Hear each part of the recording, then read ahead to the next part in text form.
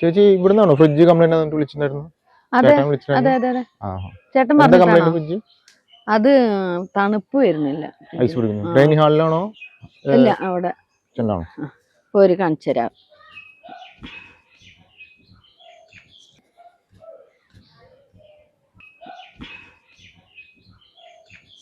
ഇവിടെ dining hall അല്ല, കിച്ചണിലാണോ? കിച്ചണിലാണോ? കൊറേ ദിവസമായി കംപ്ലൈന്റ് ആയിട്ട്.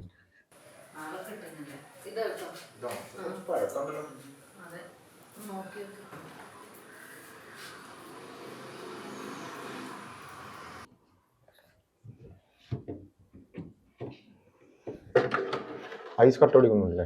അതെ ഇത് അല്ല, ഇറ്റിന് എന്തെങ്കിലും കംപ്ലൈന്റ് ഉണ്ടോ നോക്കിക്കേ. ഇതിന്റെ ഇടയില്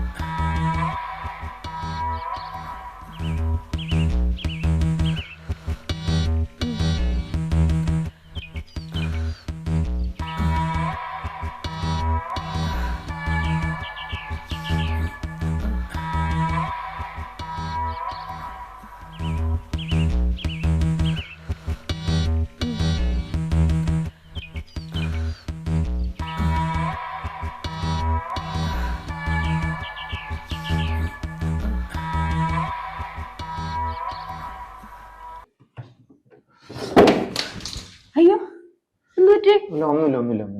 അത് വയറ് വിട്ടിട്ടുണ്ടായിരുന്നു ഉള്ളില്. വേറെ കുഴപ്പമൊന്നുമില്ല. ഫ്രിഡ്ജ് ശരിയായിട്ടുണ്ട് ഇപ്പോ.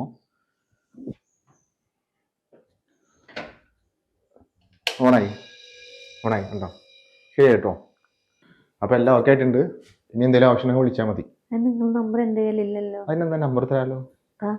എന്താ പേരെന്താ? ഷനീത്. വീട് എവിടെയാ? തൊട്ടടുത്ത് തന്നെ.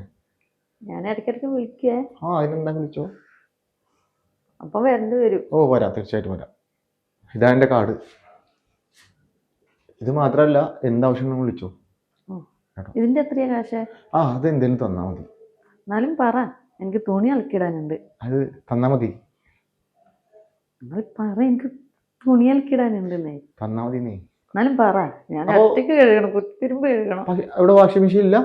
വാഷിംഗ് മെഷീൻ ഉണ്ട്, പക്ഷെ അത് കംപ്ലൈന്റാ. ആണോ?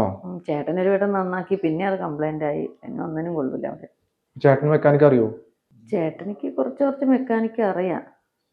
അതൊന്നും ചെയ്താൽ ശരിയാവൂല. അതുകൊണ്ടാണ് ഞാൻ ഇതും കൂടി കൊടുക്കാത്ത. പുള്ളിക്കാരൻ എന്ത് ചെയ്താലും ഒന്നും ശരിയാകത്തില്ല. എന്ത് ചെയ്താലും ശരിയാവത്തില്ല? നിന്റെ ഉദ്ദേശമൊക്കെ എനിക്ക് മനസ്സിലായി.